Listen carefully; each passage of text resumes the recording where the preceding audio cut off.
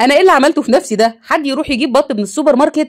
ناس بتقول عليه زفر وناس بتقول عليه حلو. الفضول خدني اجربه، رحت اشتريت لي بطايه 3 كيلو قلت اشوف حكايه البط ده ايه. لا، وعملت عليه حله محشي معتبره. والبط المجمد فيه انواع كتير وفيه بيتباع منه فريش وشركات كتير مصريه محترمه.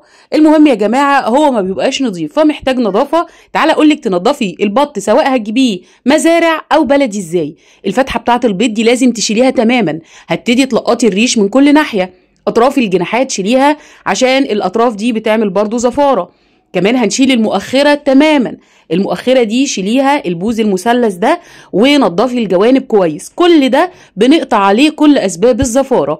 هبتدي دلوقتي احط ايدي اجيب مثلا لو في زور لو في اي حاجة، اوعي تقرفي. كل ده هيفرق في طعم الاكل بتاعك. شايفين الكلاوي الحمراء اللي بين الاوراق دي؟ لازم بصوابعك كده تسحبيها. مديت ايدي لجوه شوية، جبت لقيت الفشة موجودة وكل حاجة موجودة. يعني النظافة بتاعت ست البيت لازم تعمليها. القوانص برضو عليها قشرة صفرة، هتبتدي تشيليها وتجرديها زي الممبار. يا جماعة نظافة الطيور مهمة قوي قوي، بتفرق في طعم وريحة الأكل. فتحت القلب ونظفته، ولسه هقولك هفتح كمان الرقبة لأن في عرق كده. شايفين العرق ده بيبقى تجلط، لازم تشيليه تماما في رقبة البط. حطي له بقى الجنزبيل والدقيق والملح واغسليه بالليمون وانقعيه قبل التسوية. هقول لكم رأيي في الريلز الجاي وازاي عملته مع المحشي بكل صراحة.